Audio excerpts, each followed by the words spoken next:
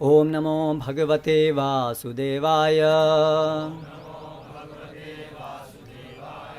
ओम नमो भगवते वासुदेवाय।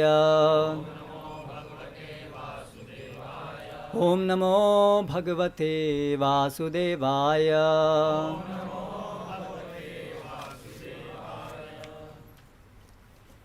श्रीमद् भागवतम स्कंद 4 अध्याय 22 चारों कुमारों से पृथु महाराज की भेंट। श्लोक क्रमांक 5 शब्द पाठ। तत्पाद शौच सलिलैः मार्जित अलक बंधनः तत्र शीलवतां वृत्तम् आचरन् मानयन् इव।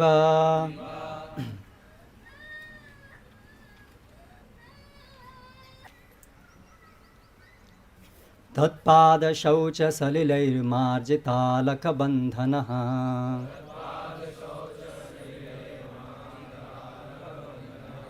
तत्र शीलवतां वृत्तमाचरन् मानयन्निव।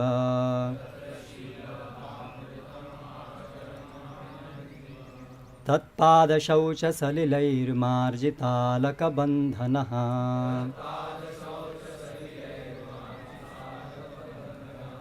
तत्र शीलवतां वृत्तमाचरन् मानयन्निव।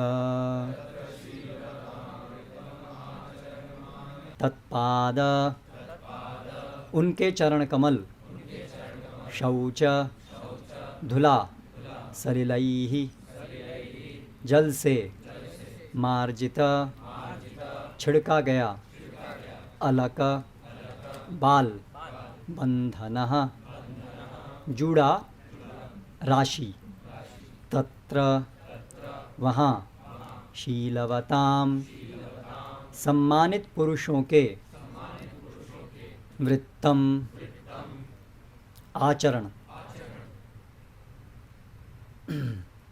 आचरण आचरण करते हुए, मानयन अभ्यास करते हुए, इव सदृश। अनुवाद एवं तात्पर्य द्वारा कृष्ण कृपा मूर्ति श्री श्रीमद् अभय चरणारविंद भक्तिवेदांत स्वामी श्रील प्रभुपाद। तत्पश्चात राजा ने कुमारों के चरण कमलों के धोए हुए जल को लेकर अपने बालों पर छिड़का। ऐसे शिष्ट आचरण से राजा ने आदर्श पुरुष की तरह यह प्रदर्शित किया कि आध्यात्मिक दृष्टि से उन्नत व्यक्ति का किस प्रकार सम्मान करना चाहिए। तात्पर्य। श्री चैतन्य महाप्रभु ने कहा है, आपनी आचरी प्रभु जीवे रे शिखाए। यह सर्वविदित है कि श्री चैतन्य महाप्रभु ने आचार्य के रूप में जो शिक्षा दी उसे वे अपने जीवन में उतारते थे। यद्यपि अनेक महापुरुषों ने उन्हें श्री कृष्ण के अवतार के रूप में पहचान लिया था, किंतु जब वे भक्त के रूप में उन्हें उपदेश देते थे वे कभी भी अवतारी कहलाना पसंद नहीं करते थे। अवतार कहलाना पसंद नहीं करते। भले ही कोई श्री कृष्ण का अवतार या भगवान का शक्त्यावेश अवतार हो, किंतु उसे इसको विज्ञापित नहीं करना चाहिए कि वह अवतार है। लोग स्वयं ही कालक्रम में सच्चाई जान लेंगे। पृथु महाराज आदर्श वैष्णव राजा थे, अतः वे अपने निजी आचरण से दूसरों को सिखाना चाहते थे कि कुमारों के समान महापुरुषों का किस प्रकार स्वागत सत्कार करना चाहिए। यह वैदिक प्रथा है कि जब कोई साधु पुरुष किसी के घर आए तो वह चरण पखार कर चरणोदक को अपने तथा परिवार के व्यक्तियों के सिर के ऊपर छिड़के। पृथु महाराज ने ऐसा किया क्योंकि वे जनता के आदर्श शिक्षक थे। ओम ज्ञानतिमिरान्धस्य ज्ञानञ्जनशलाकया चक्षुरुन्मीलितं येन तस्मै श्रीगुरवे नमः। श्रीचैतन्यमनोभीष्टं स्थापितं येन भूतले स्वयं रूपकदा मह्यं ददाति स्वपदान्तिकं। वन्देऽहं श्रीगुरौ श्रीयुतपदकमलं श्रीगुरून् वैष्णवांश्च श्रीरूपं साग्रजातं सहगणरघुनाथान्वितं तं सजीवं साद्वैतं सावधूतं परिजनसहितं कृष्णचैतन्यदेवं श्रीराधाकृष्णपादान् सहगणललिता श्रीविशाखान्वितांश्च। जय श्रीकृष्णचैतन्य प्रभु नित्यानंद श्री अद्वैत गदाधर श्रीवासादि गौरभक्तवृंद। हरे कृष्ण कृष्ण कृष्ण हरे हरे, हरे राम राम राम हरे हरे। तत्पादशौचसलिलैर्मार्जितालकबन्धनः तत्र शीलवतामृक्तमाचरन् मानयन्निव। हम यहाँ पर वृत्तांत पढ़ रहे हैं जिसमें पृथु महाराज ने किस प्रकार चतुष्कुमारों का स्वागत किया, सत्कार किया, उसका वर्णन है। श्रील प्रभुपाद इस तात्पर्य में जिस विषय वस्तु के ऊपर विशेष बल दे रहे हैं वो ये है कि कैसे महाराज पृथु ने एक आदर्श शिक्षक के रूप में अपने आचरण से सिखाया। और यहाँ पर तात्पर्य में वो चैतन्य महाप्रभु को उद्धृत कर रहे हैं इसी संदर्भ में कि कैसे चैतन्य महाप्रभु ने भी उसी प्रकार से अपने आचरण से भक्ति सिखाई। आपनी आचरी प्रभु जीवेर सिखाए, अपने आचरण से प्रभु ने जीवों को सिखाया।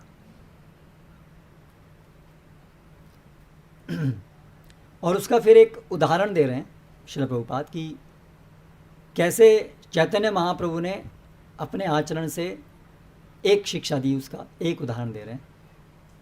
क्या उदाहरण यहाँ पर दिया है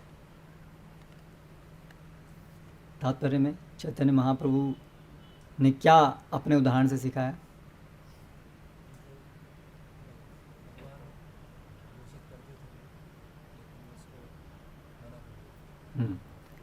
तो उदाहरण से ये यहाँ पर सिखाया कि किस प्रकार से एक गुरु को, एक प्रचारक को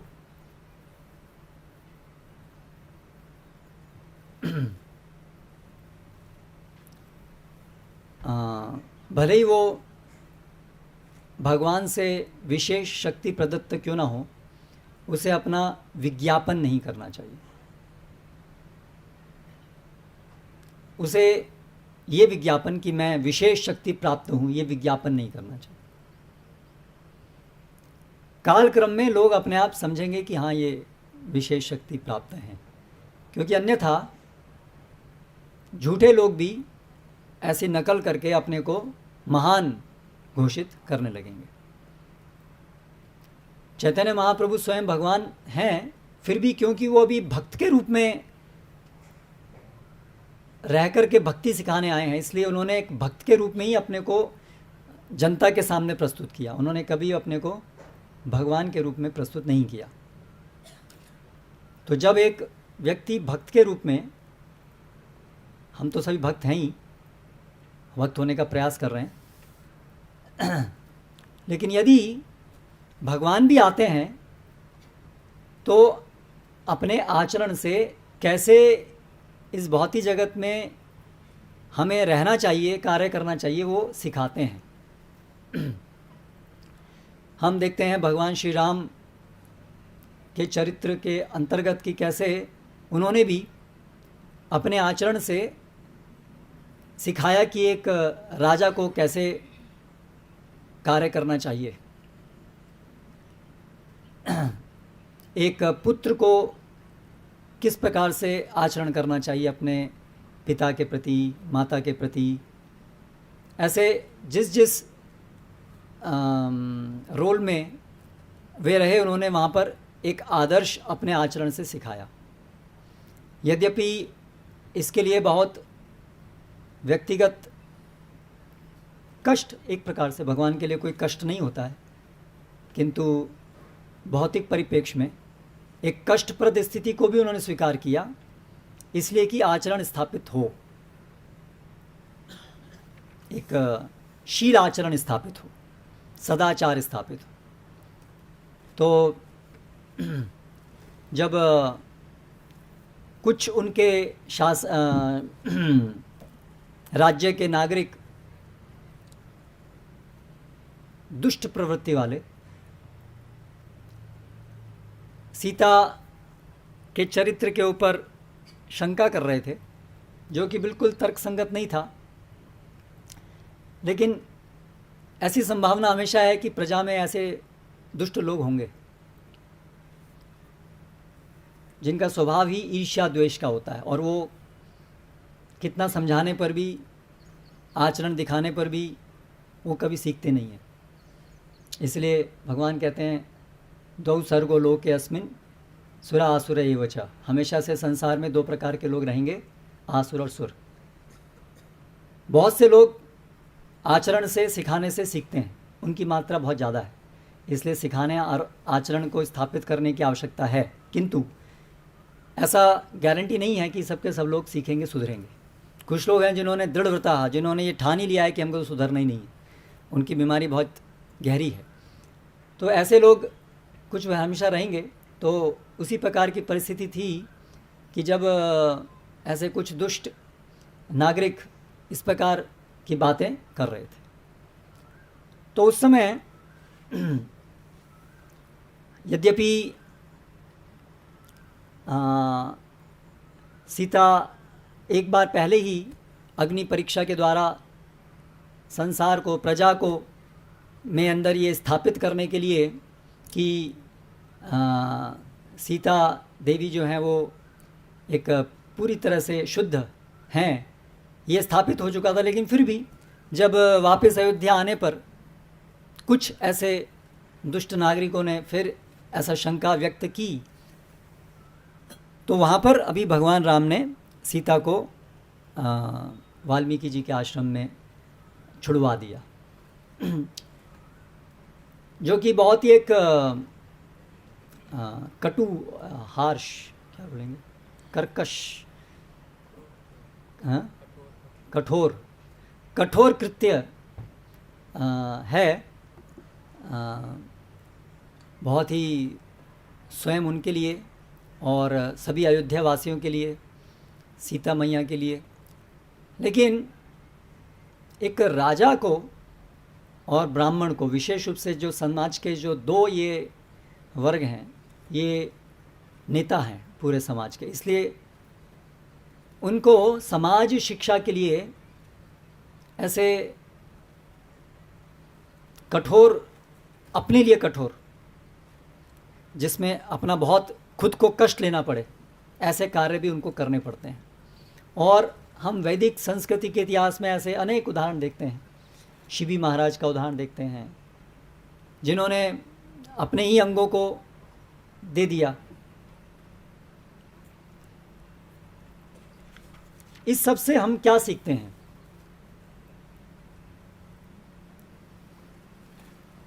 कि समाज के अंदर जो समाज का नेतृत्व करने वाले हैं, उनका आचरण बहुत महत्वपूर्ण है समाज में। क्या सही है, क्या गलत है, उसको स्थापित करने के लिए। इसलिए भगवान भगवद गीता में भी इस बात की पुष्टि करते हैं, यत् यदाचरति श्रेष्ठस तत्तदेवे तुरोजना सयत् प्रमाणम कुरुते लोकस्तदनुवर्तते। जो भी श्रेष्ठ पुरुष, जो नेतृत्व कर रहे हैं, वो जो कार्य करते हैं उसको सामान्य प्रजा सभी पालन करती है। शिक्षण के लिए दोनों चीज़ जरूरी हैं, बोलना और आचरण से दिखाना, दोनों चीज़ों का महत्व है।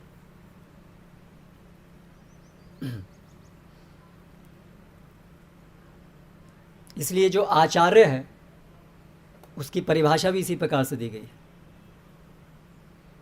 जो शास्त्र में क्या दिया है वो सिखाता है, वो बताता है, दूसरों को कैसा आचरण करना चाहिए वो बताता है, और स्वयं अपने आचरण से भी उस चीज़ को स्थापित करता है। उसको आचार्य कहते हैं। आचिनोति शास्त्रार्थम, शास्त्र के अर्थ को जो विवेचना करके प्रस्तुत करता है। फिर स्वयं आचरति, अपने आप भी आचरण करता है। तस्मात् आचार्यम तेन प्रतिकीर्तितः, इसलिए उसको आचार्य कहते हैं। अपने आचरण से भी सिखाता है और अपनी वाणी से भी सिखाता है।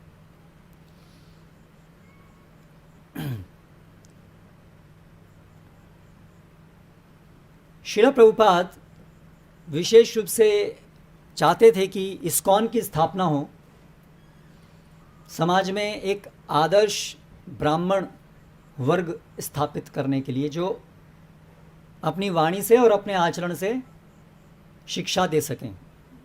ब्राह्मण जो हैं वो समाज के शिक्षक होते हैं, ये उनका सामान्य उत्तरदायित्व है समाज के प्रति, शिक्षक।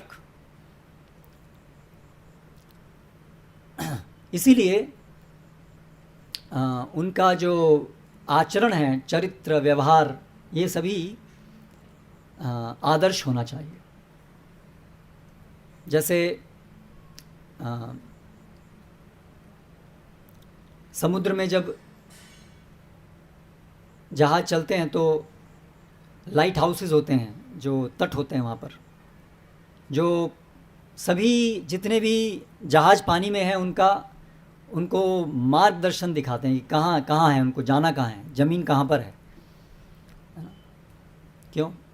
आप तो सत्येंद्र व्यास, आप तो मर्चेंट नेवी में हैं, तो वो इस चीज़ को व्यक्तिगत रूप से अनुभव किए होंगे कि कैसे ये महत्वपूर्ण है। तो उसी प्रकार से जो समाज के अंदर जो ब्राह्मण हैं, सन्यासी हैं, ये उसी प्रकार लाइट हाउस का कार्य करते हैं पूरे समाज के लिए। उनके आचरण को देख करके आज सभी लोग एक तो सीखते हैं कि आचरण कैसे करना चाहिए, अलग अलग परिस्थिति में क्या करना चाहिए, और दूसरा उनके द्वारा सभी को एक प्रेरणा और उत्साह मिलता है कि ये हमारा गंतव्य है। उनको अपने गंतव्य का बोध होता है कि ये है आदर्श, हम अभी यहाँ हैं और हमें उनका अनुसरण करना है और इस प्रकार से आगे जाना है। तो श्रील प्रभुपाद की ये एक प्रमुख कारण था इस्कॉन को स्थापित करने के पीछे, कि इस्कॉन के माध्यम से मनुष्य समाज में एक ऐसा आदर्श ब्राह्मण वर्ग स्थापित हो। क्योंकि श्रील प्रभुपाद ये देख रहे थे कि आज जो मनुष्य समाज है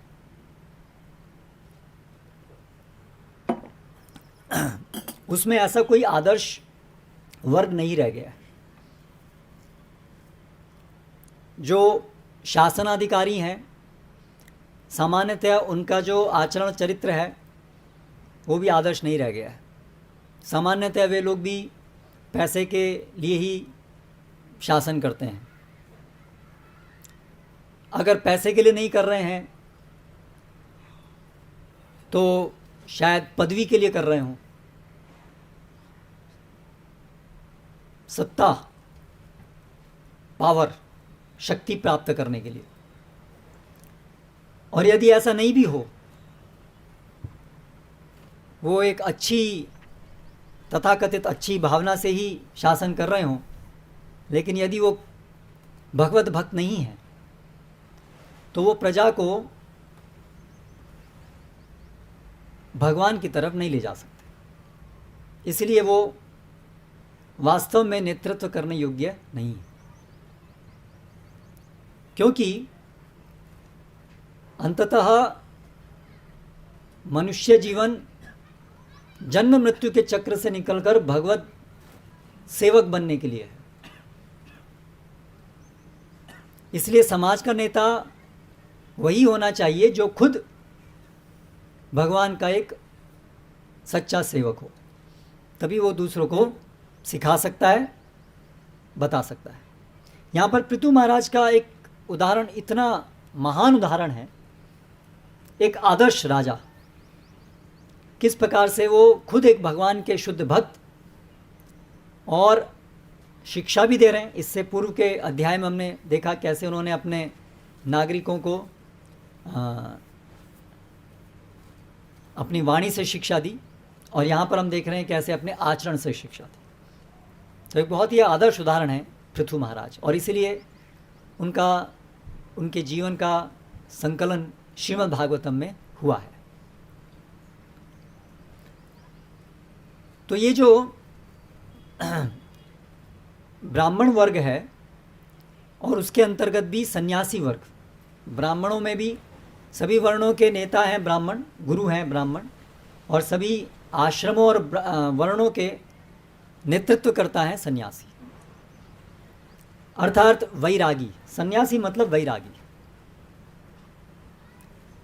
जिसने अपने को संपूर्ण रूप से इस भौतिक जगत की अच्छाई और बुराई दोनों से परे कर लिया है, उसको वैरागी या सन्यासी कहते हैं।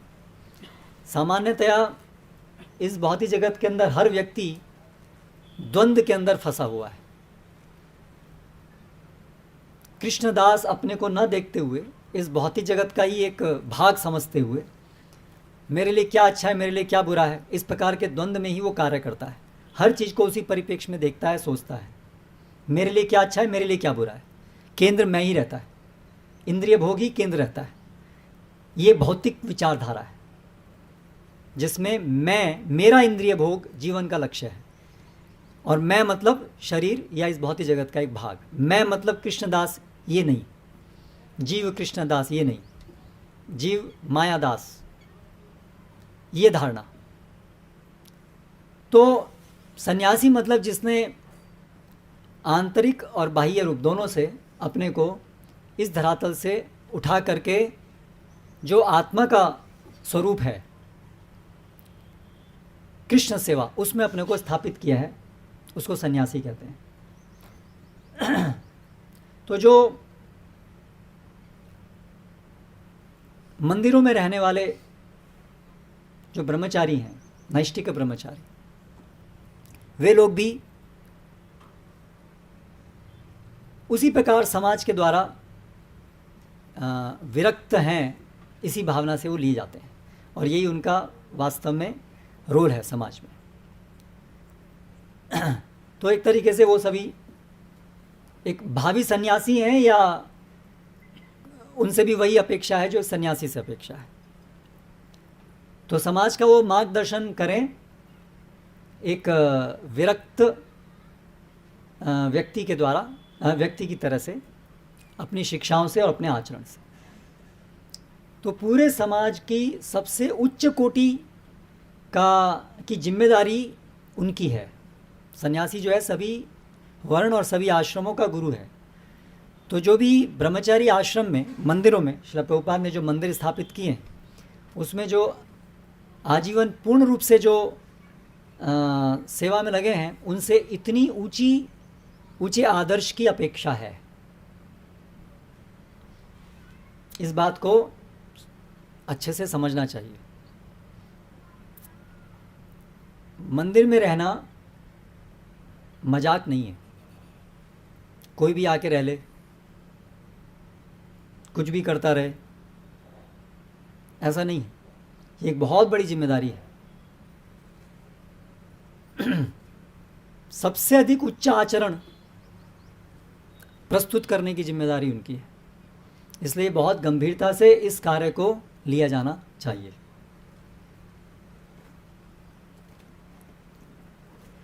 शास्त्रों की अच्छी समझ उनको होनी चाहिए। सर्वप्रथम तो कृष्ण भगवान हैं, हम उनके दास हैं, इसकी समझ होनी चाहिए। और इसको कैसे अलग अलग परिस्थिति में व्यवहृत करना है वो उनको आना चाहिए, जिससे वो अलग अलग परिस्थिति में लोगों को मार्गदर्शन दे सकें। और उसके साथ साथ उनका खुद का जीवन पूरी तरह से भगवान की सेवा में प्रत्यक्ष रूप से लगा होना चाहिए। उनके 24 घंटे में और कोई कार्य नहीं होना चाहिए। प्रत्यक्ष रूप से वो केवल भगवान की सेवा में रत होने चाहिए। उनका अपना और कोई मोटिव नहीं होना चाहिए। ऐसे उच्च आदर्श की अपेक्षा जो मंदिर में रहने वाले फुल टाइम डिवोटीज जिनको हम बोलते हैं, उनसे है। क्षमा दमा तप शौचम शांतिरार्जवमेव च ज्ञान विज्ञानम आस्तिक्यम ब्रह्म कर्म स्वभावजम, ये ब्राह्मण के सामान्य गुण हैं। तो इंद्रिय संयमन, मन पे संयमन, ये आरंभ के 2 गुण हैं।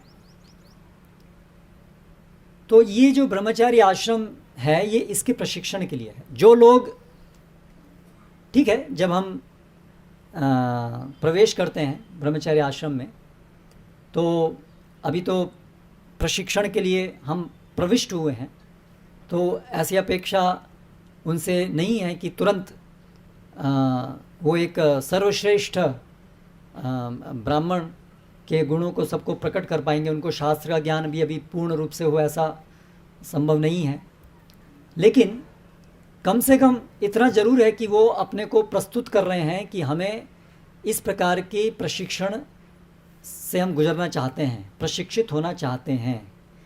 ये अनुबंध है, ये एक तरीके से उद्घोषणा है। जो लोग भी मंदिर ज्वाइन करते हैं, ये उद्घोषणा है कि हम उच्च कोटि का जो आदर्श स्थापित करने वाले जो ब्राह्मण सन्यासी हैं, उनके आदर्श में प्रशिक्षित होने के लिए हम तैयार हैं। ये समझ होनी चाहिए।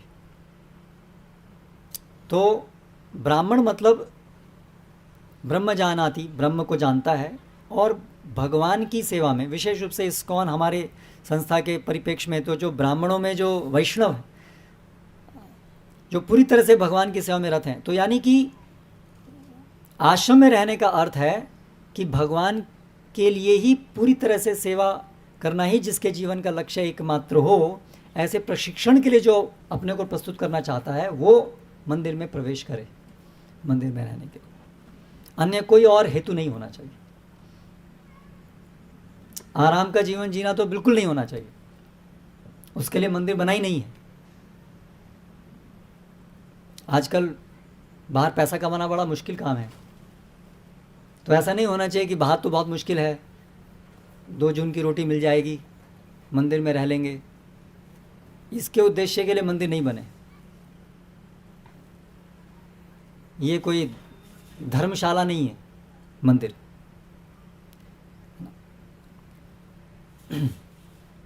तो जो भी मंदिर में प्रवेश कर रहे हैं वो इसके लिए तैयार होने चाहिए, और जो मंदिर में प्रशिक्षण दे रहे हैं उनको ये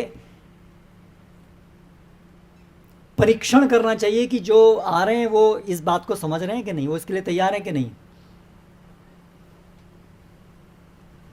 और ये परीक्षण जो है केवल बोलने से नहीं होता है, ये प्रैक्टिकल एक्टिविटीज से भी होता है। आर्मी में कोई व्यक्ति आता है तो कैसे उसका एक पूरा तरीका है ना प्रशिक्षण का, तो उसी प्रकार से ये जो आश्रम है यहाँ पर भी पूरा पद्धति होनी चाहिए परीक्षण करने की कि कौन व्यक्ति जो इसके लिए उद्देश्य है उसके लिए तैयार है, समझ रहा है, और समझने के उपरांत उसको अपने जीवन में अपनाने के लिए भी तैयार है या नहीं है।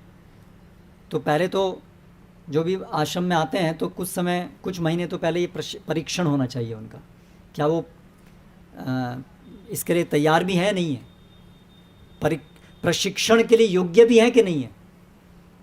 प्रशिक्षण के लिए भी सब लोग योग्य नहीं होते ना, तो वो पहले परीक्षण होना जरूरी है कि प्रशिक्षण के लिए योग्य है कि नहीं। फिर उसके बाद प्रशिक्षण में इस ध्येय को ध्यान में रखते हुए प्रशिक्षण होना चाहिए कि सेवा में तत्पर हों, कोई ढिलाई नहीं। ऐसा नहीं होना चाहिए कि साधना करने के लिए, मंगला आरती में आने के लिए, 16 माला जप करने के लिए, या सेवाएं पूरे दिन सेवाएं करने के लिए उनके पीछे घूमना पड़ रहा हो, ऐसा नहीं होना चाहिए। हाँ ठीक है, शुरू में पूर्ण रूप से वो तैयार नहीं कर नहीं पाएंगे, लेकिन कम से कम वो उसके लिए तैयार हैं। हम चाहते हैं सुधरना, हम चाहते हैं आगे बढ़ना, वो कम से कम होना चाहिए। और फिर समय रहते उनके अंदर ये गुण आ जाने चाहिए। वही लोग आश्रम में रहने के लिए उनको अनुमति होनी चाहिए, और उसके उपरांत फिर उनका जो पूरा आचरण चरित्र है वो आदर्श होना बहुत ज़रूरी है। विशेष रूप से जैसे मैंने कहा कि जो ब्रह्मचारी हैं, जो आश्रम में रह रहे हैं, उनके लिए एक वो विरक्त जीवन है, भोग विलासी जीवन नहीं हो सकता है। तो वो स्पष्ट दिखना चाहिए कि उनके जीवन में ये भोग विलास करने के लिए यहाँ नहीं आए वो लोग। वो यहाँ पर भगवान की सेवा के लिए जो भी कष्ट है उसको लेने के लिए आए।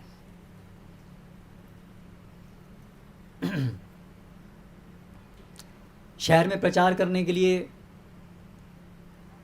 कुछ आधुनिक सुविधाओं का उपयोग करना पड़ता है, लेकिन वो स्पष्ट दिखना चाहिए कि ये सुविधाओं का उपयोग केवल प्रचार कार्यों के लिए ही किया जा रहा है, ना कि उनके अपने इंद्रिय भोग के लिए। ये चीज़ बहुत स्पष्ट दिखनी चाहिए, प्रतीत होनी चाहिए। सन्यासीरा अल्प छिद्र सर्वलोक गाय। चैतन्य महाप्रभु बताएं कि सन्यासी के थोड़ा सा भी त्रुटि सब लोग उसकी भर्त्सना करते हैं। तो इसलिए आश्रम में जो लोग रह रहे हैं उनका आचरण चरित्र ऐसा होना चाहिए कि उसमें कोई शंका भी किसी के उत्पन्न ना हो, और उनको ध्यान रखना चाहिए कि हमारे कार्य से कहीं किसी की शंका भी उत्पन्न ना हो। कई बार गलत शंका भी उत्पन्न हो जाती है, तो ये भी ध्यान रखना चाहिए कि शंका उत्पन्न ना हो, इस प्रकार से कार्य करें। अगर कोई ऐसा कार्य है जिससे शंका गलत उत्पन्न हो सकती है तो उसको ना करें, या इस प्रकार से करें जिससे कि शंका उत्पन्न ना हो। गलत तो कार्य करना ही नहीं है, लेकिन सही कार्य भी इस प्रकार से करें जिससे संदेह उत्पन्न ना हो।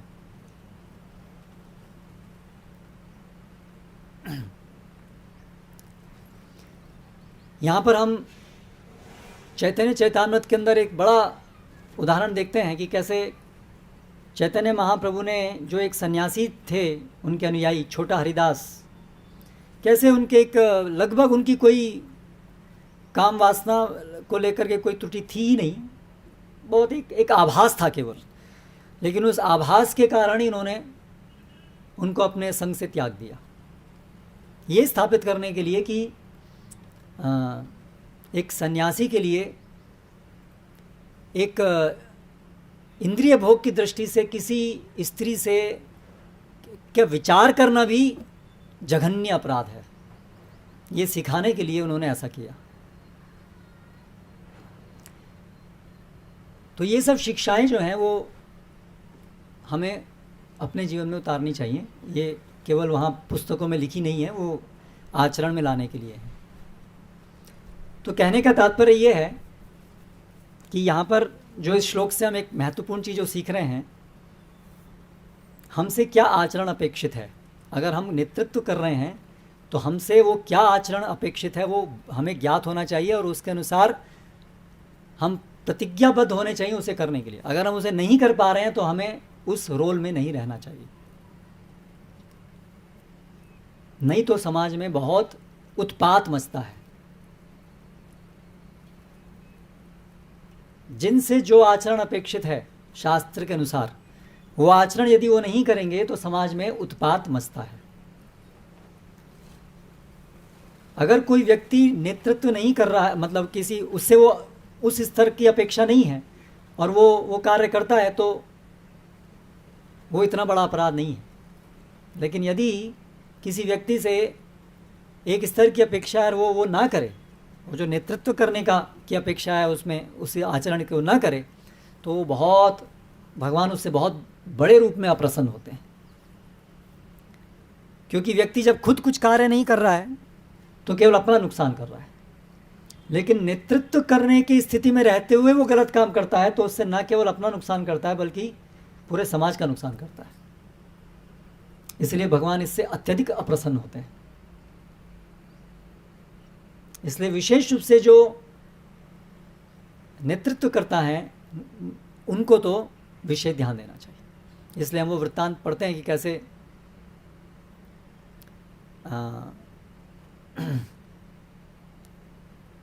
एक गुरु और उसने कैसे गलत प्रचार किया और उसको किस प्रकार से एक बहुत अधम योनि प्राप्त हुई।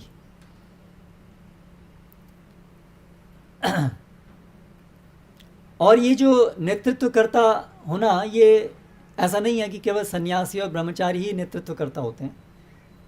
एक दृष्टि से हर व्यक्ति किसी न किसी स्थिति में तो नेतृत्व करता होता ही है। हर माता पिता अपने बच्चों के लिए बहुत बड़ी स्थिति में नेतृत्व करता है।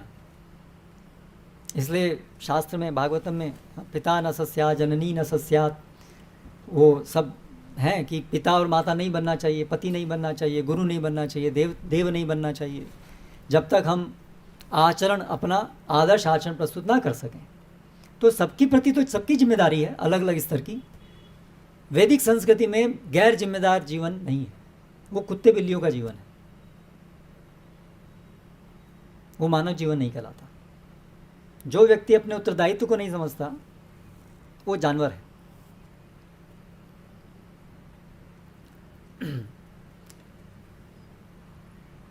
तो ये एक महत्वपूर्ण चीज़ है जो यहाँ पर हमें समझनी है।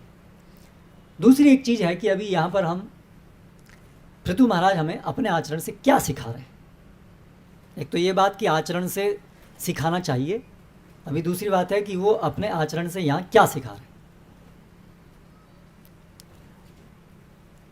तो चतुष कुमार जब आए तो उन्होंने किस प्रकार से उनका सत्कार किया, ये चीज़ यहाँ सिखा रहे हैं। जब हमारे बड़े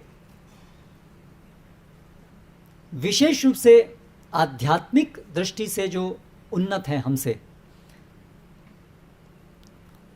उनका हमारे जीवन में क्या स्थान होना चाहिए, ये एक बड़ी महत्वपूर्ण शिक्षा हमें पृथु महाराज अपने उदाहरण से सिखा रहे हैं। इसके पहले के श्लोकों में हमने देखा, जैसे ही चतुष कुमार उनकी सभा में उपस्थित हुए, वो राजा हैं लेकिन फिर भी अपने स्थान से उठ गए। राजा उसके अंदर बहुत शक्ति होती है, शासकीय शक्ति होती है, उसकी बड़ी सेना होती है, लेकिन वो राजा हमेशा अपने को जो ब्राह्मण है उनका दास के रूप में देखता है और कार्य करता है। चैतन्य चेतानंद में वृत्तांत आता है कि महाराज प्रतापरुद्र जो उत्कल प्रांत के, उस समय का उत्कल प्रांत, उसके पूरे के राजा थे, वो जब पुरी में होते थे, जगन्नाथपुरी में, तो उनके जो पुजारी थे ब्राह्मण काशी मिश्र, उनके प्रतिदिन सायंकाल उनके घर में जाके उनके चरण संवाहन करते थे, पैर दबाते थे उनके। ये है वैदिक संस्कृति।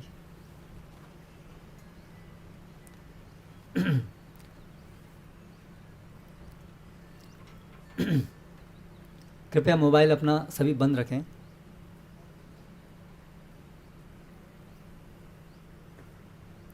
तो हमें ये पता होना चाहिए कि हम बहुत नीचे हैं। कल भी हम इस बात के ऊपर कुछ चर्चा किए थे, उसी को थोड़ा आगे बढ़ाते हुए, दूसरों अपने से बड़ों का सम्मान करने के लिए पहले ये जरूरी है कि हमें अपने से बड़े कुछ दिखें। आजकल की सबसे बड़ी समस्या है कि हमें अपने से बड़ा कोई दिखता नहीं है, इसलिए कोई किसी का सम्मान नहीं करता है। वर्तमान समाज के ये बहुत बड़ी एक कमी है कि ऐसा प्रशिक्षण है, ऐसी धारणा है सब जगह फैली हुई कि हर व्यक्ति अपने को सर्वश्रेष्ठ मानता है, उसे अपने से बड़ा कोई दिखता नहीं। बच्चे होते हैं, उन्हें अपने से बड़ा कोई नहीं दिखता है। हर व्यक्ति की यही कहानी है, क्योंकि हर व्यक्ति अपने को सबसे बड़ा बनाने के चक्कर में है, और हम सबसे बड़े बन सकते हैं और हम सबसे बड़े इसलिए हैं, ये सब चीज़ें चलती हैं। इससे व्यक्ति अपना जीवन भी बर्बाद करता है और पूरा समाज भी अधोगति की तरफ जाता है, क्योंकि समाज में, सृष्टि के नियम में ऊंच नीच है, सब समान नहीं हैं, नहीं थे, नहीं हो सकते हैं। आजकल के लोगों के लिए बड़ी बुरी खबर है, ये चीज़ लोग नहीं सुनना चाहते। आजकल बड़ा बोलबाला है कि सब समान हैं, इसीलिए ये बड़ों को सम्मान देना ये आज गायब हो गया है। ये गलत धारणा से कि सब समान हैं या अभी नहीं है तो बन सकते हैं। और इस बात को बोलना या सुनना कि सब समान नहीं हो सकते, ऐसा लगता है शोषण करने वाली बात है। ये तो इसको शोषण से उसकी वो की जाती है, समानता की जाती है कि ऐसा सोचना, ऐसा बोलना कि सब समान नहीं है, मतलब एक व्यक्ति दूसरे का शोषण करना चाहता है, क्योंकि ये धारणा बनाई है कि अगर ऊंच नीच है तो उससे शोषण होगा। ये धारणा है, ऊंच नीच है तो शोषण होगा। ऊंचा व्यक्ति हमेशा नीचे का शोषण करेगा ही करेगा। क्या यह तथ्य है? इस बात को समझने की जरूरत है। वास्तविकता क्या है जो हम शास्त्रों से जानते हैं? अहम सर्वस्य प्रभव मत्त सर्वम प्रवर्तते। भगवान श्री कृष्ण उद्घोषणा करते हैं, मैं सभी चीज का उद्गम हूं। मत्तः परतरम नान्यत, मेरे से ऊपर कोई नहीं, यानी बाकी सब मेरे से नीचे। तो ऊंच नीच हो गई। ये सृष्टि का, ये जगत का नियम है कि ऊंच नीच है, क्योंकि एकल ईश्वर कृष्ण आर सब भृत्य। ईश्वर एक ही है, श्री कृष्ण, और बाकी सब सेवक हैं। इसलिए समान होना, समान बनना या समान हो सकना, ये सब केवल भ्रम है, क्योंकि हम ईश्वर नहीं हैं और ईश्वर कोई तो है। तो इतना स्पष्ट है ये चीज़, इसमें कोई बहुत बड़े तार्किक विवेचना की जरूरत नहीं है। हम ईश्वर नहीं हैं। ईश्वर मतलब नियंत्रण करता, हम नियंत्रित हैं। इसको समझने में कितने पैसे की बुद्धि चाहिए। लेकिन आजकल इस तथ्य को समझना, स्वीकार करना बड़ा मुश्किल है, क्योंकि नास्तिकतावाद का प्रचार है। हम सब भगवान बन सकते हैं, या हम सब परम है, या कोई भगवान नहीं, है ना। इसलिए ये विचार आता है, ये समान बनना है, सबको समान। यहीं से वो नास्तिकता जरूरी है उसके लिए। अगर हम ये कह रहे हैं कि सब समान हैं, इसका मतलब कोई भगवान नहीं है। अगर आप उसको गहराई में उसकी विवेचना करेंगे, ये उससे ही से संबंधित है। सब समान है मतलब कोई भगवान, क्योंकि यदि कोई भगवान है तो इसका मतलब सब समान नहीं है, कोई तो एक ऊपर है। ठीक है, कोई एक ऊपर है, बाकी सब समान है, ऐसा हो सकता है क्या? बस एक ऊपर है, बाकी सब समान है। जब वो एक ऊपर है तो वो डिसाइड करेगा ना कि आप बाकी सब समान है कि नहीं। फिर आप कैसे डिसाइड करेंगे? अगर कोई एक ऊपर है आपसे, तो फिर आप कैसे डिसाइड करेंगे सब समान है कि नहीं है? इसका निर्णय आप लेंगे कि जो आपके ऊपर है वो लेगा? फिर जो ऊपर है वो लेगा। यहीं से सारी बात पलट जाती है।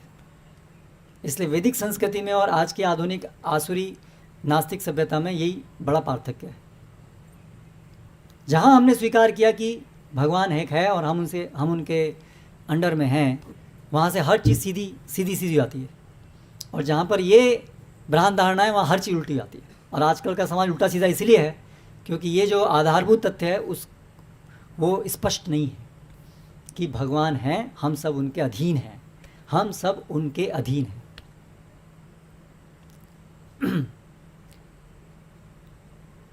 इसीलिए आज कोई व्यक्ति किसी की अधीनता स्वीकार नहीं करना चाहता है।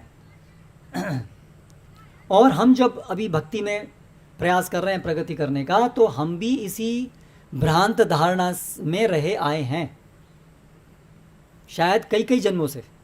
क्योंकि कलयुग में हमने कई जन्म लिए हों, तो बहुत समय से हम ऐसी ही गलत धारणा में रह कर आए हों, और उसी प्रकार की बड़ी बलिष्ठ गलत धारणा अभी भी हमारे अंदर हो, इसकी बहुत संभावनाएं हैं।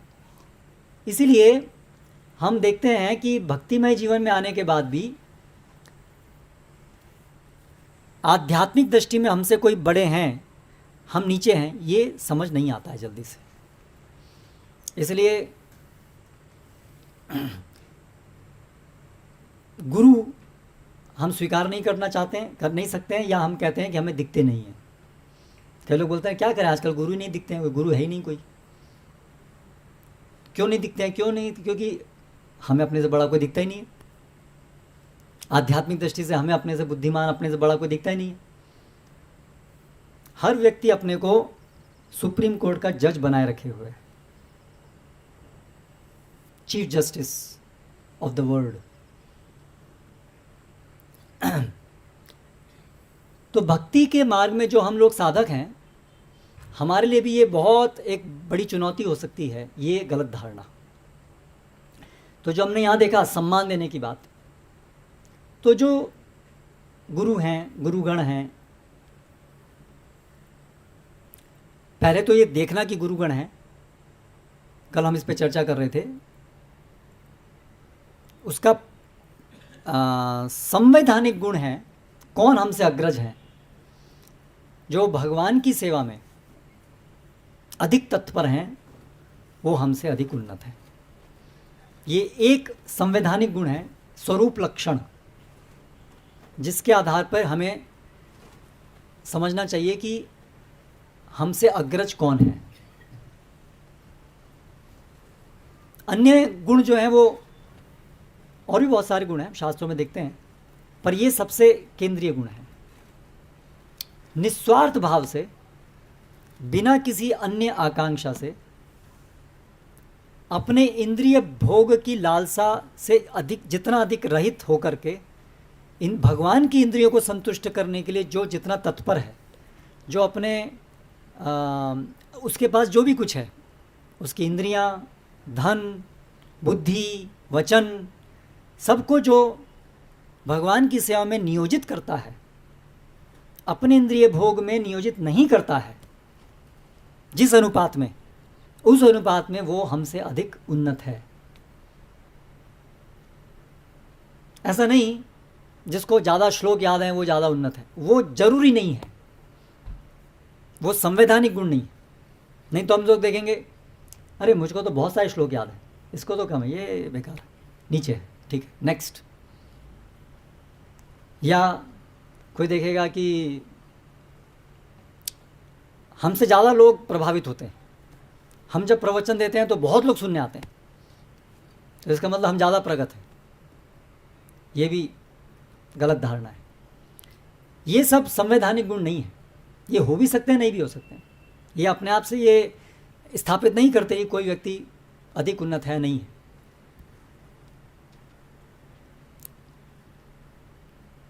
कोई बहुत सुंदर गाता है, या कोई बहुत बुद्धिमान है, कोई बहुत अच्छे से मैनेजमेंट करता है, बहुत अच्छे से फेस्टिवल्स को ऑर्गेनाइज करता है, या माताओं में कोई बहुत सुंदर माला बनाता है। ये सब इंगित नहीं करता कि कौन कितना बड़ा भक्त है, या कौन कितने समय से दीक्षित है। ये भी एक बड़ी भूल धारणा है ना। आपकी दीक्षा कब हुई? मैं आपसे 2 दिन पहले दीक्षा हुई हमारी, हम आपसे ज़्यादा सीनियर हैं। फिर एक है उम्र, तुम तो कल के हो, हम तो इतने पुराने, हम तो इतने, हमारी उम्र इतनी है। तो आध्यात्मिक उसमें ये, हाँ, कुछ भौतिक तरीकों में उम्र भी एक क्राइटेरिया होता है देखने का कि कौन बड़े हैं, इसलिए आयु के अनुसार भी सम्मान होना चाहिए।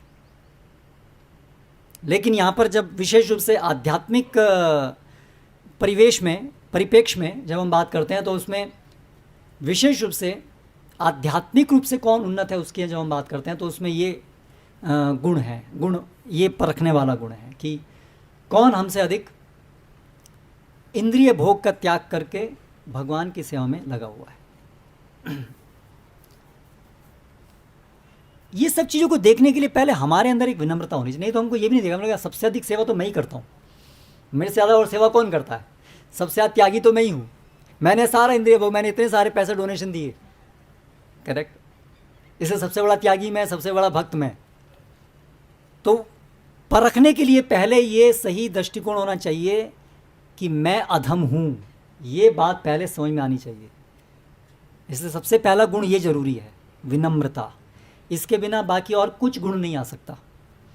विनम्रता मतलब ये यथार्थ तथ्य को स्वीकार करना कि मैं बीमार हूँ, मेरा भगवान के साथ में मेरा कोई संबंध नहीं है, मैं सब भूल चुका हूँ। हमारे अंदर क्या, कोई हृदय के अंदर विचार नहीं है, इच्छा नहीं है भगवान की सेवा करने की, भगवान के बारे में विचार नहीं है। हम तो भौतिक जगत के बारे में विचार करते हैं, अपने बारे में विचार करते रहते हैं हमेशा, है ना। ये दिखना चाहिए कि मेरी स्थिति बहुत खतरनाक है, मैं जन्म मृत्यु के चक्र में फंसा हुआ हूँ, मेरा चित्त हमेशा इस भौतिक जगत में लगा रहता है, अपने ही बारे में सोचता रहता हूँ मैं, तो मेरी स्थिति बहुत भयावह है। मेरा मरण आज हो जाए तो मैं तो पता नहीं मनुष्य बनूंगा कि नहीं बनूंगा, इतनी भयावह स्थिति मेरी है। ये हमें पहले समझ में आना चाहिए। प्रिकैरियस कंडीशन, हमारी स्थिति बहुत खतरनाक है, अच्छी स्थिति में नहीं है हम लोग, हम भगवान से बहुत दूर हैं, ये पहले समझ में आना चाहिए। इसलिए मुझे ज़रूरत है, एक अग्रणी व्यक्ति की शरण ग्रहण करने की ज़रूरत है, नितांत ज़रूरत है, अर्जेंसी है। ये चीज़ पहले समझ में आनी चाहिए। ये पहला गुण है। जिसको ये कि मेरी स्थिति बहुत ख़राब है यही समझ में नहीं आ रहा, उसको बोलते हैं पागल। पागल खाने में जितने लोग होते हैं वो अपने को पागल नहीं समझते हैं,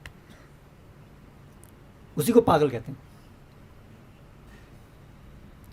तो जो व्यक्ति ये नहीं समझता है कि मेरी स्थिति बहुत खतरनाक है, मैं इस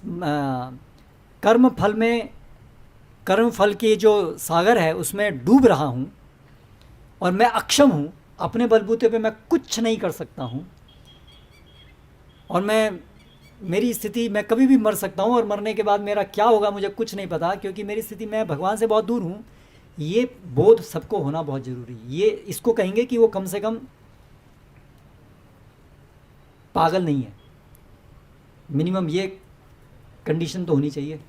जो इसके नीचे हैं उनके लिए हम केवल प्रार्थना कर सकते हैं, उनको शायद प्रसाद दे सकते हैं अगर प्रसाद लेने के लिए तैयार हो। वो अपना भला तो नहीं कर सकते, अपना हित स्वयं नहीं कर सकते। महाजन के दर्शन प्राप्त करके उनकी कुछ सुकृति प्राप्त कर लें तो दूसरी बात है, वो अपना भला खुद करने के लिए सक्षम नहीं है।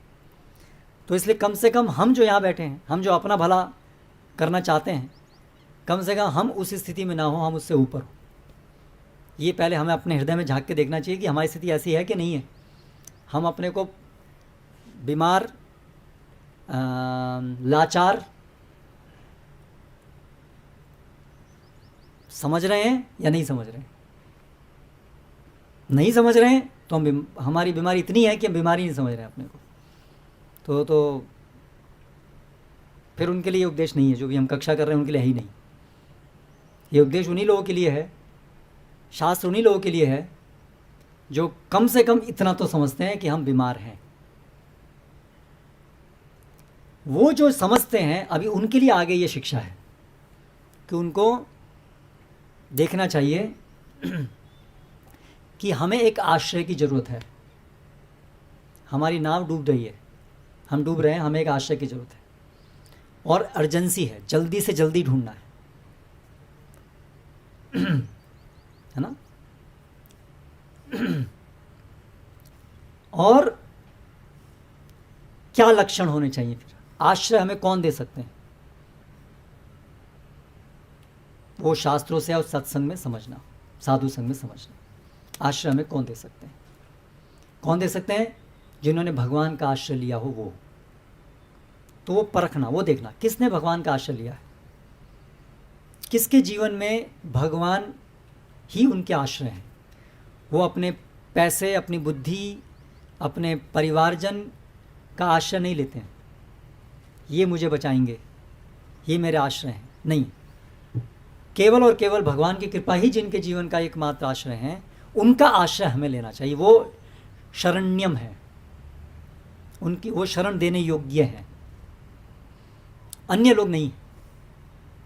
चाहे वो भौतिक दृष्टि से बड़े गुणवान हो, बहुत बुद्धिमान हो, बहुत शास्त्र के ज्ञाता भी हो, तो भी वो शरण लेने योग्य नहीं है यदि उन्होंने स्वयं बड़ी तीव्रता से भगवान की शरण ग्रहण न की हो गुरु के माध्यम से।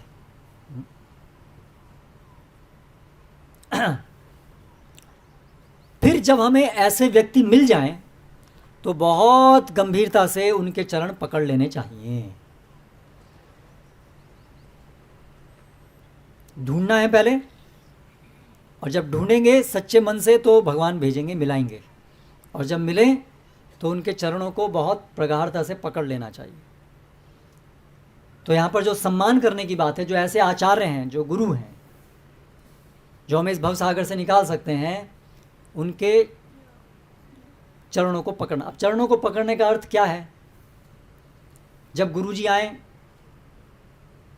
तब तो हम चरण पकड़ें, और जब गुरुजी चले जाएं तो फिर सब भूल जाएं उन्होंने क्या शिक्षा दी है। तो इसलिए वाणी सेवा और वपु सेवा, ये दोनों चीज़ें हैं। वपु सेवा, जब वो वपु उनका उपस्थित है तब, जैसे यहाँ बताया है, उनके चरणों, पाद प्रक्षालन बोलते हैं उसको, चरणों को धोना, और वो जो जल है उसको अपने शीश के ऊपर धारण करना। ये सब शास्त्र में अनुमोदित है। ये देखिए, हम यहाँ शास्त्र से पढ़ रहे हैं, और यही हमारी वैदिक संस्कृति हमको सिखाती है। आजकल तो ये लोग करते ही नहीं, ऐसा कोई चीज़ ही नहीं है, लेकिन ये प्राय इस प्रकार से था कि कोई साधु पुरुष आता है तो उसके चरणों को धोया जाता है, उसको ले आता है, और हम यहाँ पर ये चीज़ धीरे धीरे स्थापित कर रहे हैं। तो ये मनोकल्पना नहीं है, ये सब देखिए आप यहाँ पर हजारों सालों से ये वैदिक संस्कृति में है, ऐसा होना चाहिए। ये मनगढ़ंत नहीं है। जो भी प्रभुपाद जी ने हमको दिया, सब देखें, एक एक क्रिया, एक एक जो भी चीज़ हम यहाँ कर रहे हैं, सुबह से लेके अगली सुबह तक जो भी हम कर रहे हैं, वो सब शास्त्र के द्वारा स्थापित है, आचरण में स्थापित है। पृथु महाराज के द्वारा शीलवत्ताम, यहाँ पर शब्द आया है कि उन्होंने शील आचरण बोलते हैं उसको, सदाचरण, शीलाचरण, शीलवताम वृत्तम, जैसा शील लोग करते हैं वैसा अपने आचरण से किया। तो जो भी वैदिक संस्कृति में है वो सब भगवान के द्वारा स्थापित है, और भगवान के द्वारा जो स्थापित है वो आचार्य लोग अपने आचरण से उसको फिर सामान्य जनता में स्थापित करते हैं। इसलिए सदाचरण जरूरी है ना। तो हम देखें सत कैसे आचरण करते हैं, जो हमसे उन्नत है वो कैसे आचरण करते हैं, वैसा हमें आचरण करना चाहिए। और जैसा वो आचरण नहीं करते हैं, जो निषिद्ध है, वो हमें आचरण नहीं करना चाहिए, उसको छोड़ना चाहिए। ये सब चीज़ें हमें सीखनी चाहिए, अपने जीवन में लाना चाहिए, ऐसे हमारी प्रगति होगी। तो मैं बता रहा था कि कैसे ऐसे महाजन महापुरुष हमको जब मिलें तो प्रगाढ़ता से अब उनके चरण पकड़ने चाहिए। तो कैसे चरण पकड़ने चाहिए? चरण पकड़ने चाहिए, उसका मूल अर्थ ये है कि उनकी शिक्षाओं को, उनके आचरण को अपने जीवन में स्थापित करना हमारे जीवन का केंद्रीय भाग बनना चाहिए। जितना मन में आया उतना सुना, जो अच्छा लगा वो पालन किया, जो अच्छा नहीं लगा उसको छोड़ दिया, ये चरण पकड़ना नहीं होता है।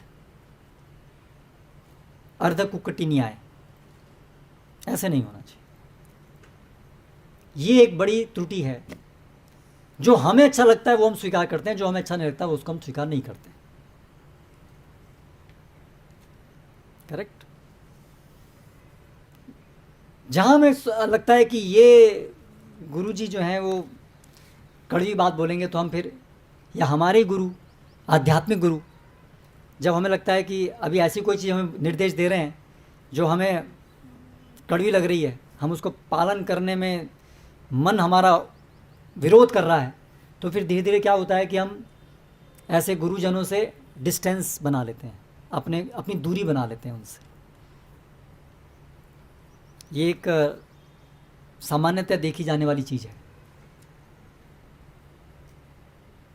जिनको हमने गुरुजन स्वीकार किया है कि ये हमारे मार्गदर्शन करता है, वो तब तक हमारे मार्गदर्शन करता रहते हैं जब तक वो हमें ऐसी चीज़ें बताते हैं जो हमें स्वीकारनीय हैं, हमें अच्छी लगती हैं। और अगर वो ऐसा निर्देश हमें देते हैं जो शास्त्र के अनुसार है लेकिन हमें अच्छा नहीं लगता है, तो फिर हम ऐसे गुरुजनों से अपने को दूर बनाते हैं। इस प्रकार की चीज़ हमें आती है। तो सही और गलत की पहचान कैसे करें? अगर जो हमारे गुरुजन हैं वो हमें जो बोल रहे हैं वो अगर हमें गलत लग रही है तो हम क्या करें? क्योंकि ये एक सामान्य परिस्थिति बनती है जिसमें एक शिष्य या एक अनुयायी अपने को अपने गुरुजनों से दूर कर लेता है। Common scenario. जो भी हमारे अधिकारी गण हैं जिनसे हम मार्गदर्शन ले रहे हैं, उनकी कोई शिक्षा, उनकी कोई बात, एक तो है कि हमें अच्छी नहीं लग रही है, बस हमें अच्छा नहीं लगा, ऐसा क्यों किया उन्होंने, बस अच्छा नहीं, ख़त्म बात।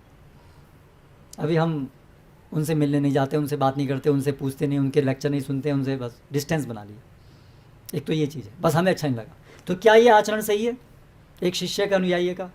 हमें अच्छा नहीं लगा तो फिर तो यही है कि भले ही आप उनको गुरुजी बोल रहे थे, लेकिन वास्तव में कौन गुरुजी था, कौन शिष्य था, ये सोचना पड़ेगा। शायद उल्टा था कि हम सोच रहे थे कि वो शिष्य है और हम गुरुजी हैं।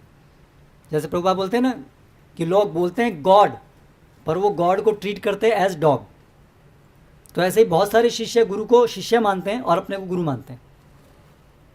इसलिए बोलते हैं गुरुजी आपको ऐसा करना चाहिए, आपने ऐसा क्यों किया, आपको ऐसा नहीं बोलना चाहिए था, आपको ऐसा नहीं बताना चाहिए था, आपको हमें ऐसे शिक्षा देनी चाहिए थी, आपने ऐसा क्यों नहीं किया। वो अपने गुरु के गुरु बनते हैं, तो वो समझे ही नहीं है कि शिष्य का अर्थ क्या है। तो ये एक बहुत कॉमन प्रॉब्लम है हम लोगों के अंदर कि हम अपने गुरु का गुरु बनना चाहते हैं। शिष्य कोई नहीं बनना चाहता, सब गुरु बनना चाहते हैं। समस्या ये है। तो परीक्षण कहाँ होता है? जब तक गुरुजी हमारे शिष्य बने रहते हैं तब तक हम परोक्ष रूप से उनके शिष्य बने रहते हैं।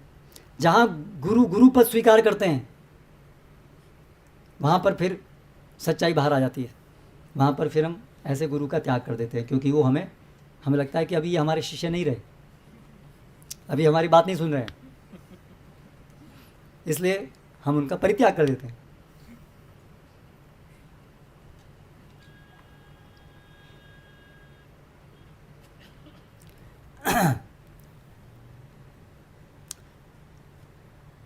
तो क्या करना चाहिए ऐसी परिस्थिति में?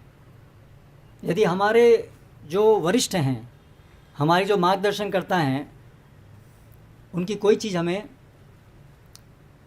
नहीं समझ में आ रही, नहीं जच रही, तो क्या करना चाहिए? तो क्या करना चाहिए?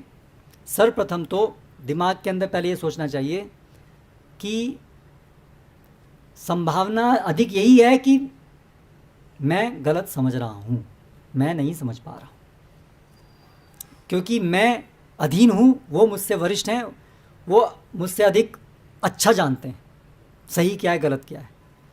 अगर ऐसा नहीं था तो फिर आपने अपने को उनके अधीन रखा ही क्यों? वो तो फिर ढोंग हो गया, आपको ऐसा करना ही नहीं चाहिए था।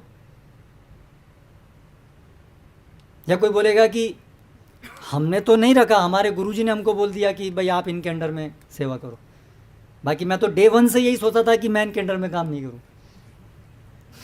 फिर क्या करेंगे?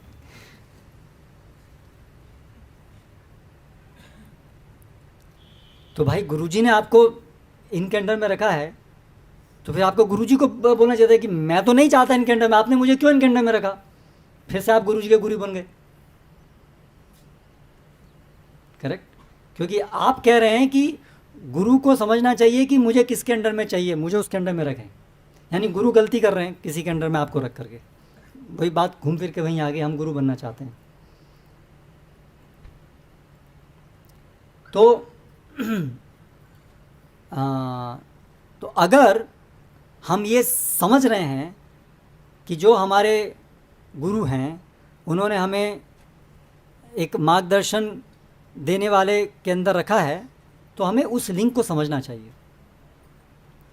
और उसके अंतर्गत फिर कम से कम पहले अगर कोई वरिष्ठ हैं, उनकी बात हमें नहीं तुरंत समझ में आ रही है, तो पहले मन के अंदर ये विचार आना चाहिए कि मेरी आध्यात्मिक कमी के कारण, अपरिपक्वता के कारण मुझे ये चीज़ समझ में नहीं आ रही है, तो मुझे समझने का प्रयास करना है। लेकिन हमारा रिएक्शन क्या होता है? सबसे पहले बेकार, गलत, हम बन गए सुप्रीम जज, chief justice of the world, ये हम करते हैं। ऐसा नहीं होना चाहिए, उससे हम अपने पैर पे कुल्हाड़ी मारते हैं। तो पहले ये दृष्टिकोण ये होना चाहिए कि मैं नहीं समझ पा रहा हूँ, ठीक है, उसको समझने का प्रयास करेंगे। समझने का प्रयास करना जरूरी है, ऐसा नहीं कि नहीं समझ में आया तो उसको छोड़ दें, छोड़ नहीं सकते हैं, क्योंकि हमें उसका पालन करना है ना।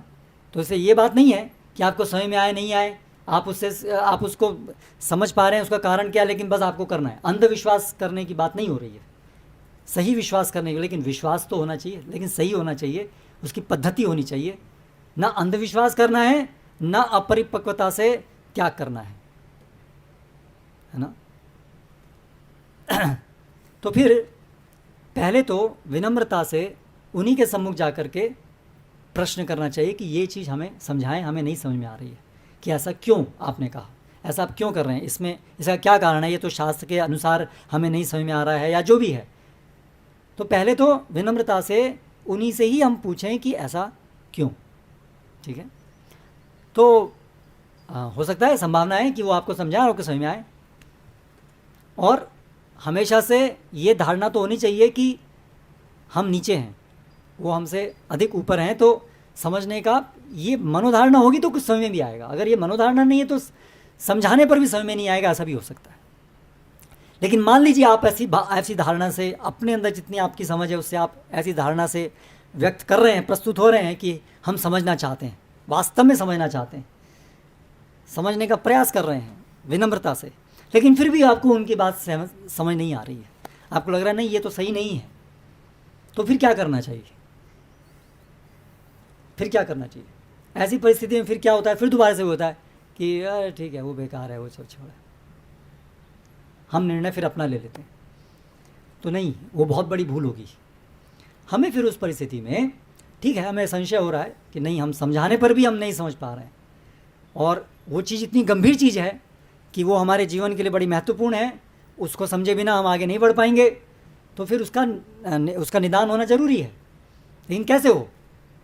तो फिर हम क्या करते हैं, दूसरा कि हम अपने अड़ोस पड़ोस में जो हमारे समकक्ष, हमारे से नीचे हैं, हम उनसे बातचीत करना शुरू करते हैं। है देखो उन्होंने ऐसा कर दिया, है देखो ऐसा कर दिया, क्या किया, ऐसा हो गया, ये हो गया, है। और जो दूसरा है वो भी हमारे जैसे ही है, या हमसे भी नीचे है, बोलता हाँ हाँ अरे बेकार आदमी, हाँ तू भी ऐसा सकता है ना, हाँ सही बात, कंबाइंड दोनों, कन्फर्म्ड। मैंने भी ये अनुभव किया, और वो जो कल को आया था मंदिर में वो भी ऐसा ही अनुभव किया। सही बात है, जो अथॉरिटी है वो बेकार, ऐसा होना चाहिए। तो हमें, अगर हमारे अथॉरिटी हैं वो सही या गलत हैं, अगर संशय दूर करना है तो किसके पास जाना चाहिए? जो कम से कम उन अथॉरिटी के समकक्ष आध्यात्मिक दृष्टि से हो वहाँ जाना चाहिए, या उनसे जो और आगे हैं उनके पास जाना चाहिए? जो हमारे जैसे हैं, हमसे नीचे हैं, उनसे परामर्श करके क्या फ़ायदा होगा? हमें क्या मार्गदर्शन? वहाँ सही गलत को कौन, वहाँ फिर से वही बात हो गई कि हमने ऐसे व्यक्ति को जज बना दिया जिसके लिए हम जज हैं। तो बात वही घूम फिर के वही आ गई, हम गुरु हैं। इस बात से पीछा छोड़ना बड़ा मुश्किल है कि हम गुरु हैं। अंततः ये चीज़, शिष्य होना बड़ा मुश्किल है, बात यही है।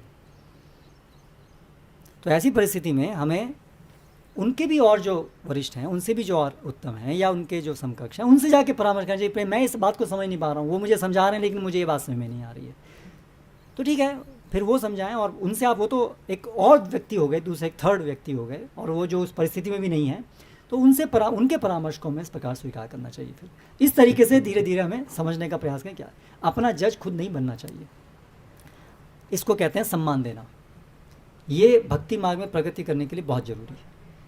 तो ये जो सम्मान देना है वो केवल चरणों को बाहर से धोने तक ही सीमित नहीं होना चाहिए, ये अंतःकरण में इस प्रकार से, इस समझ से भी अंदर ग्रहण होना चाहिए।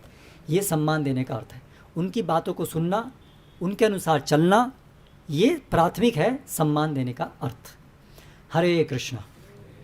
यहाँ पर आज इस कक्षा को समाप्त करते हैं। कोई प्रश्न अगर किसी का है, एक आध तो ले सकते हैं, ले सकते हैं।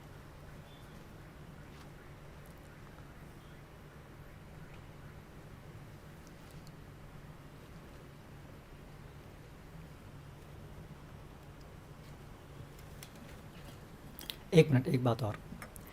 अभी इस सब के पीछे कहने का अर्थ ये नहीं है कि जो भी अधिकारी हैं वो कभी गलती नहीं कर सकते हैं, क्योंकि ये बहुत ही जगत है, त्रुटियां सबसे हो सकती हैं, और शास्त्रों में वो भी है कि कभी जो एक समय पर आध्यात्मिक दृष्टि से बड़े उन्नत थे, गुरु थे, उनका भी पतन हो सकता है, ऐसी संभावना भी है। गुरु और अपि विलप्त से वो भी है। तो हम ये नहीं कह रहे हैं कि कोई भी व्यक्ति जो आज वरिष्ठ पद पर है, आँख बंद करके उसे पालन करने, वो जो कुछ बोले, जैसा भी करे, जय भी है, ऐसा हम नहीं कह रहे हैं। लेकिन पहले हमें शिष्य बनना सीखना होगा, है ना, तब जा कर के हम सही प्रकार से कैसे निर्णय क्या करना है कर पाएंगे। लेकिन ऐसा नहीं कि हम सबसे पहले ये लेके चलें कि हाँ वो भी तो गलती कर सकते हैं, वो भी गलती कर सकते हैं।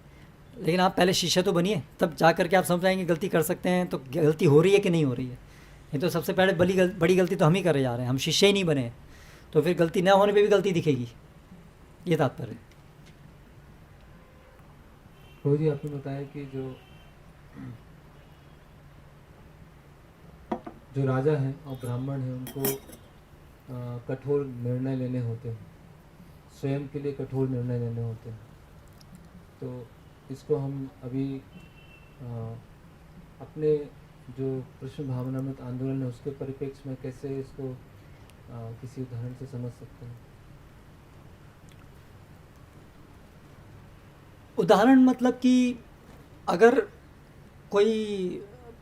हम कोई मंदिर के अध्यक्ष हैं मान लीजिए, और कुछ ऐसी परिस्थिति बनती दिख रही है या संशय है कि ऐसा करने पर लोग उसको गलत समझ लेंगे, तो वो हमेशा हमें सचेत रहना चाहिए कि हमारा ये एक्शन या हमारी ये बात, हमारी वाणी, हमारे शब्द, इसको गलत तरीके से भी लिया जा सकता है। तो ऐसा समझते हुए फिर हमें इस प्रकार का नियोजन करना चाहिए जिससे कि वो शंका भी उत्पन्न ना हो।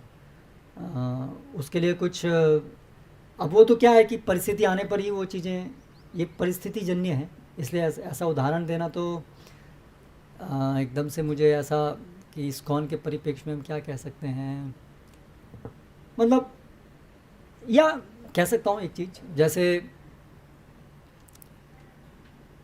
कठोर तो नहीं कहेंगे उसको, लेकिन कम से कम वो एक ऐसा है जो चीज़ जो संशय उत्पन्न कर सकता है, ऐसी चीज़ कह सकते हैं।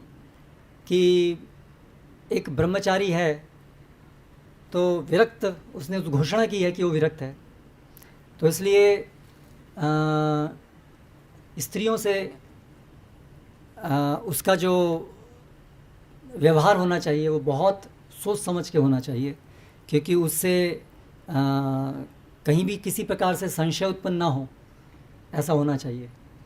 इसीलिए ऐसा होना चाहिए। आज एक्चुअली कोई भी ब्रह्मचारी सन्यासी के लिए ये नियम है कि एकांत में किसी स्त्री से बात ना करे, ये नियम है शास्त्र का। तो अभी ये फ़ोन आ गए, स्मार्टफोन आ गए, तो अभी एकांत जो है वो केवल भौतिक बाह्य रूप से ही नहीं रह गया है। अभी वो एकांत जो है वो कम्युनिकेशन के द्वारा भी एकांत हो सकता है ना। तो फ़ोन पर ब्रह्मचारियों के लिए स्त्रियों से बात करना, मैसेजिंग, तो ये भी एक तरीके से उस एकांत जो नियम है कि सन्यासी को एकांत में स्त्रियों से बात नहीं करनी चाहिए, एक तरीके से ये उसका उल्लंघन है।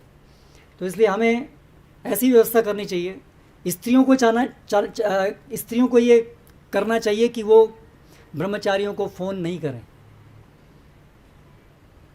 ब्रह्मचारियों को मैसेजिंग नहीं करें, और ब्रह्मचारियों को चाहिए कि वो स्त्रियों से इस प्रकार से बात ना करें। तो अभी प्रश्न आएगा, तो फिर सेवाएं हैं तो उनको लेकर कभी आवश्यकता पड़ती है, क्या करें, क्योंकि आजकल परिस्थिति ऐसी है कि फ़ोन के बिना कुछ काम होता ही नहीं आजकल। तो फिर ऐसा कुछ आयोजन करना चाहिए कि कुछ, मेरा सुझाव कि सेवाओं के लिए उसमें गृहस्थ भक्त बीच में रहें, सेवाओं के लिए भी जो बात करनी है उसमें गृहस्थ भक्त। मेरा सुझाव है कि ब्रह्मचारियों के लिए एक नियुक्त होने चाहिए कि ये गृहस्थ पुरुष भक्त कम्युनिकेशन के वाया मीडियम स्थापित होने चाहिए। ये कम्युनिकेशन के वाया मीडियम है, फ़ोन के वाया मीडियम ये गृहस्थ पुरुष हैं। सभी ब्रह्मचारियों से या अलग अलग ब्रह्मचारियों से कोई भी बात किसी को करनी है, स्त्री को, माताओं को, इनके माध्यम से होनी चाहिए, डायरेक्टली नहीं होनी चाहिए। ये एक सुझाव है मेरा, इस दृष्टि से हम कर, तो ऐसे कुछ कठोर नियम हमें भी लाने पड़ेंगे। So that should be done. One example. और कुछ, और किसी का कुछ है प्रश्न? यस। और आपने बताया कि जो ब्राह्मण है या अधिकारीगण है उनमें भी त्रुटि हो सकती है, वो भी गलतियाँ कर सकते हैं। अगर हमें ऐसा प्रतीत हो रहा है कि जो ब्राह्मण है या अधिकारीगण उनमें त्रुटि है और उसको हमने विनम्रता से प्रस्तुत किया और उसको हमने जानने का प्रयास किया, उसके बाद हम इस निष्कर्ष पर आए अन्य भक्तों के साथ लेकर कि त्रुटि है, अन्य वरिष्ठ अपने समकक्ष नहीं, तो हमारी फिर ऐसा हो सकता है कि हमारी श्रद्धा हिल सकती है। हमें ऐसा भी लग सकता है कि हम जो गाइडेंस ले रहे हैं या जिनको हम इस तरह से उन्नत देख रहे हैं, तो हमारी फिर भक्ति के प्रति या भक्ति की प्रोसेस के प्रति हमारी खुद की श्रद्धा हिल सकती है। तो फिर हम हो सकता है सबसे डिस्टेंस मेंटेन कर लें कि अभी तो कलयुग में कुछ हो ही नहीं सकता है, तो इस मानसिकता से कैसे निकलें। तो इसके लिए भी कुछ परिपक्वता की आवश्यकता है कि एक संसार में सभी लोग आदर्श ही होंगे या हो सकते हैं, ऐसी कल्पना करना या ऐसी हठ करना कि ऐसा ही होना चाहिए तभी हम उत्साहित रहेंगे, तो वो भी तो एक अनरियलिस्टिक होप, क्या बोलेंगे उसको, अनरियलिस्टिक, वो वास्तविक नहीं है ऐसा होना कि सब लोग आइडियल होंगे। तो कई बार भक्त लोग इससे ही परेशान होते हैं कि वो ये सोचते हैं कि इस मंदिर के प्रांगण के अंदर जो है वो सब परमहंस होने चाहिए, अगर हैं तो हम भक्ति करेंगे, और अगर परमहंस से 1 डिग्री नीचे हुए तो मतलब सब बेकार है फिर। तो ये भी एक अपरिपक्वता है, हमेशा से ऊंच नीच रहेगी, तो ऊंच है तो नीच भी है ना, तो अलग अलग स्तर पे लोग रहेंगे।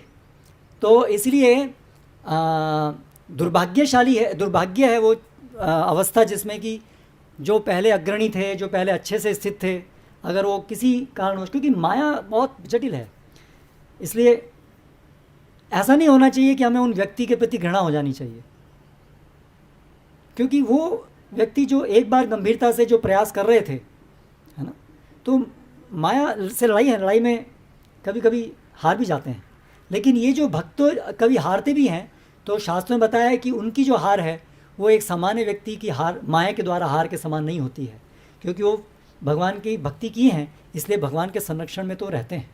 इसलिए हमें उनसे घृणा नहीं होनी चाहिए, घृणा तो किसी से नहीं होनी चाहिए, हृदय के अंदर उनका समान होना चाहिए कि ठीक है, परिस्थितिवश मायावश वो अभी वर्तमान समय में है, लेकिन शास्त्र में निर्देश है कि वो तुरंत वापस आएंगे, भगवान को तुरंत उनकी सहायता करेंगे और वापस आएंगे।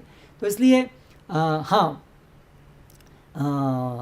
घृणा नहीं होनी चाहिए, लेकिन अगर कोई वर्तमान समय में अच्छी आध्यात्मिक स्थिति में नहीं है तो हम उनसे निर्देश नहीं ले सकते हैं, लेकिन घृणा नहीं करनी चाहिए। लेकिन उसका अर्थ ये भी नहीं है कि हम अन्य फिर और कहीं पे मार्गदर्शन ना लें, क्योंकि ठीक है लड़ाई चल रही है, लड़ाई में कुछ लोग घायल हो गए, है ना, उसका अर्थ ये नहीं कि सभी घायल हो गए, है ना, जो और अभी हैं जो घायल नहीं है उनकी शरण लें, और हो सकता है कि कल को उठ करके वो घायल हो सकते हैं, ऐसा कोई भी कहीं पर भी कोई गारंटी नहीं है। लेकिन ऐसा भी नहीं है कि कहीं भी कोई भी ऐसा है ही नहीं, ऐसे भी लोग हैं जो पूरी तरह से ऐसी स्थिति में चले गए जो उस घायल होने की स्थिति से ही बाहर हैं, जो पूरी तरह से शुद्ध हुए हैं, ऐसे उदाहरण हैं। तो अगर हमारे जीवन में ऐसा एक भी व्यक्ति हमें दिखता है इस संसार में तो हमारे लिए पर्याप्त है ना। और वर्तमान में ऐसा कोई आसपास में नहीं है तो शिला प्रभुपाद की पुस्तकें तो हमेशा हमारे साथ हैं, प्रभुपाद हैं। लेकिन ऐसा भी नहीं सोचें कि बस प्रभुपाद की पुस्तक ही काफ़ी है, बस अभी और नहीं चाहिए कोई, वो भी गलत हो जाएगा, क्योंकि प्रभुपाद की पुस्तकों के साथ साथ व्यक्तिगत उदाहरण भी बहुत ज़रूरी है ना। तो अगर उदाहरण कोई नहीं है, वास्तव में हम ऐसी परिस्थिति में हैं, तो फिर भी हमें आशा छोड़ने की ज़रूरत नहीं है, क्योंकि प्रभुपाद जी हैं। लेकिन वो अपने आप में आदर्श स्थिति नहीं है कि प्रभुपाद, हमें व्यक्ति को उदाहरण भी चाहिए, तो उनके लिए भी खोजना चाहिए, उनका भी संग लेना चाहिए। तो हतोत्साहित होने की ज़रूरत नहीं है, ये माया से लड़ाई है, हम सभी लड़ रहे हैं। कुछ लोग घायल होंगे, कुछ लोग निकलेंगे, लेकिन कुछ लोग हैं जो आगे बढ़ रहे हैं, उनकी शरण ग्रहण करनी चाहिए। हरे कृष्णा। श्रील प्रभुपाद की जय।